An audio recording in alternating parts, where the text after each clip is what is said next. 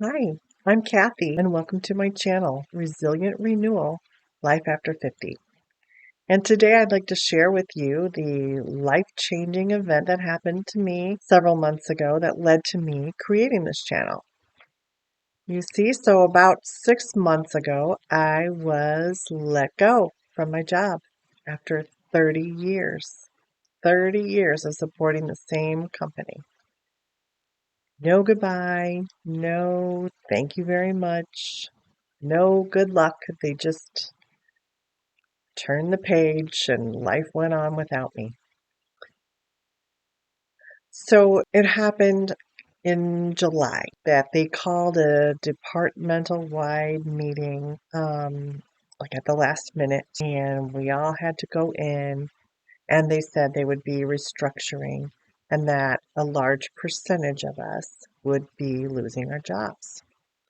So I wasn't told right then that I would be losing my job, but I knew it was a possibility, right? So I went home that day upset and a little shaken. Um, I hardly slept at all that night because I kept thinking of the what ifs.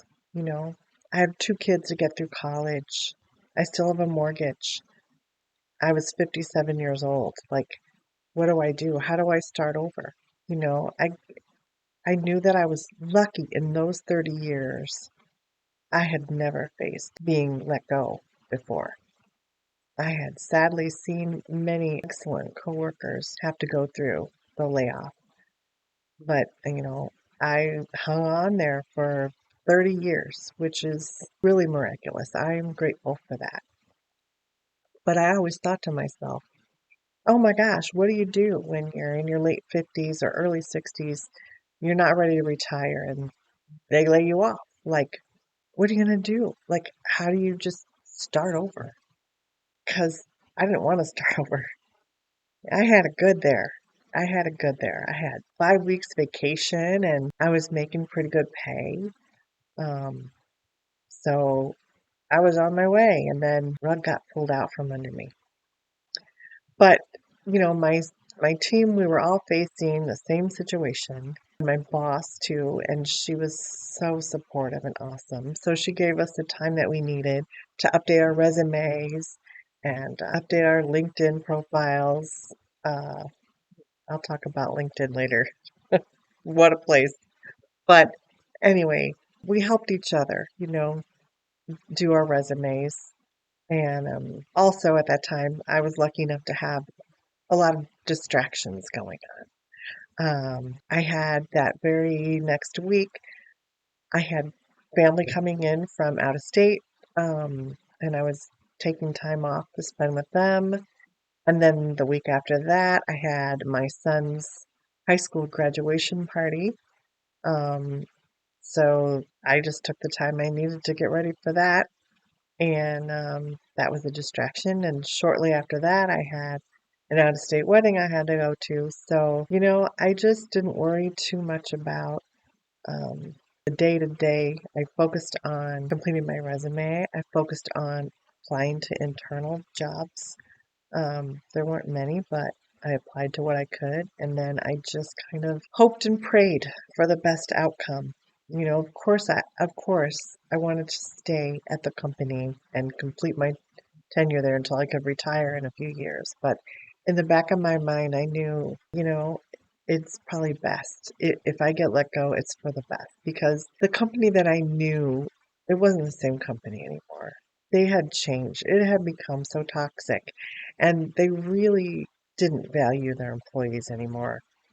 I was just a number, and they went out of their way to make it feel like you were just a number, which is really sad. So I kept thinking of the verse, trust in the Lord with all your heart and lean not on your own understanding, but in all your ways submit to Him, and He will make your path straight. So that's been a verse that, you know, I've loved throughout my life and that I've had to really practice um, trusting because it's hard to trust and it's hard not to worry. Um, and that's another verse that kept popping up, do not worry. The Lord cares for the birds of the air and the flowers of the field, so of course He cares for you even more. So these are verses that I'm having to keep in mind every day and just to practice to trust God. So it's been a good exercise. But back to the layoff, I will do a separate video on the whole layoff situation. I call it Corporate Hunger Games because it was unique the way they did it. And in a way, it was a blessing because I had forewarning so I could prepare. And I wasn't just blindly called into some meeting and shockingly laid off. That's not how it happened. So in a way, that was very good. But in a way, it was also kind of agonizing, sitting there waiting and wondering and waiting for hatchet to swing, you know. But um, in the end, here I am. I did not survive Corporate Hunger Games, and it's 6 months later, and I still don't have another job. So I'm trying to figure out, you know, what do I want to do next? I know that with this time, I'm lucky enough that I have a severance and I had some savings. So I can buy myself some time. But there are so many people out there that don't have that luxury, and my heart goes out to people in that situation. Because after 30 years of just nonstop, you know, working, you know, being on the hamster wheel, raising kids, rushing them to school and to all their events, I do need some downtime now. So I need to decompress. So I was focusing on that. I've been focusing on that. But how do I do that? Well, I know being a middle-aged woman, it is hard to sleep. Um, I used to be such a good sleeper, but in the past several years, not so much. Um, I get interrupted sleep, and my body, it seems like no matter what, it wakes me up after like 6.5 hours. But I've been doing research on how important sleep is for your brain and just for your body in general, and to be able to lose weight. Um, and so I'm struggling with that, with sleep and losing weight, as many women are my age. Um, so I've been focusing on improving that, and um, I'm getting there. Now that I don't have to get up so early in the morning, I have the luxury of sleeping a little later, so that's been helping. But I'd like to be able to just sleep straight through and get 8 hours, but I don't know if that'll ever happen. And also just taking time to live. Like, when's the last time that you just lived and enjoyed the day, enjoyed sipping your coffee and walking your dog and not really having anything on the agenda? So I've been enjoying that time. Also, I have been enjoying time with my supportive ex coworkers now. We've been to a few happy hours because we have afternoons off now. So why not? So, been having a little bit of fun sprinkled in here or there.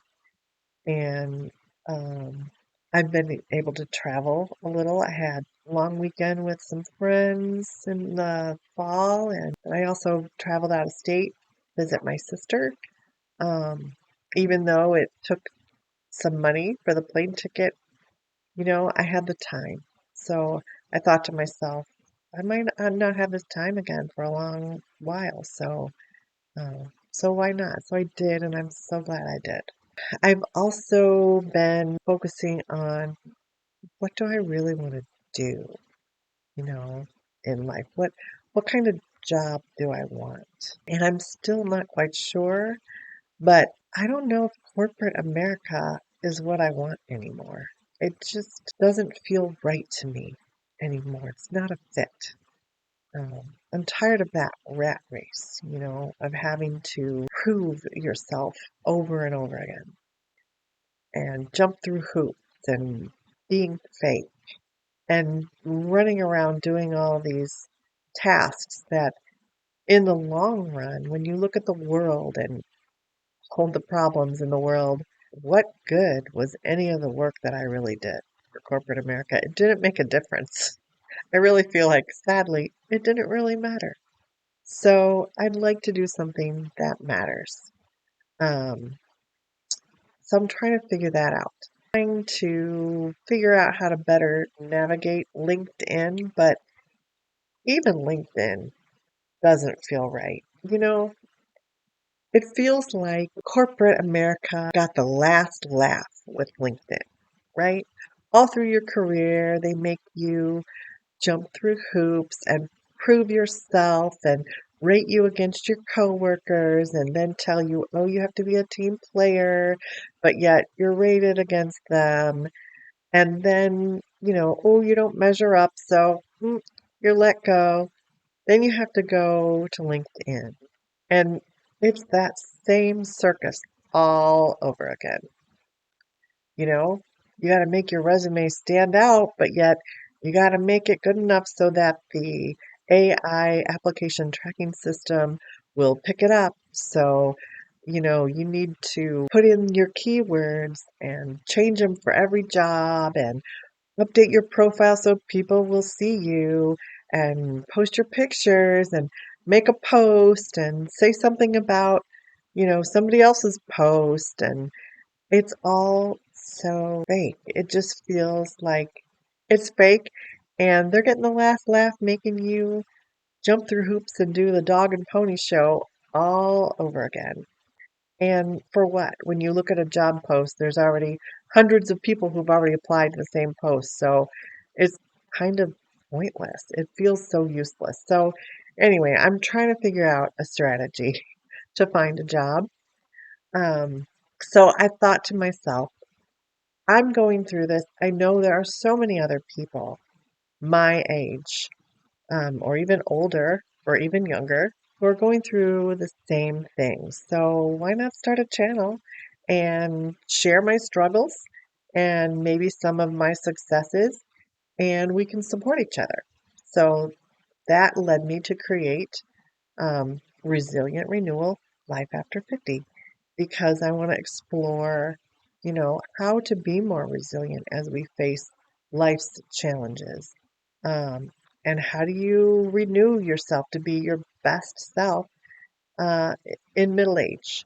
So I will be exploring, becoming more mentally stronger, becoming physically stronger, nutrition, how to stretch your budget, um, cooking, uh, maybe some travels, just things that I'm going through right now and my thoughts on these things. And hopefully it resonates with you.